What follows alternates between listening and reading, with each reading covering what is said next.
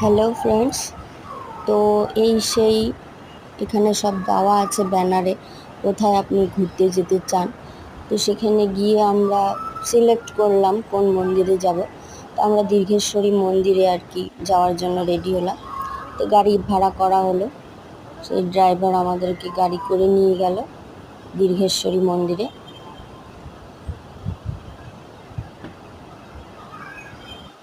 বেশি দূরের রাস্তা না, তো আমরা পৌঁছে গেলাম।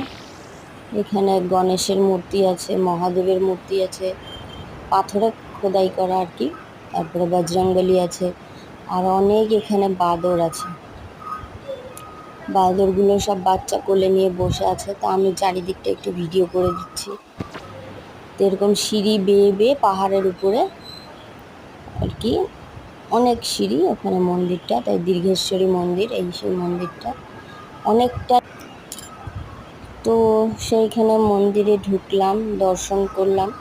পুজো দিইনি কারণ অম্বুবাচী চলছিল। এই দর্শন করে আমরা চলে এসেছি। ওকে, টাটা।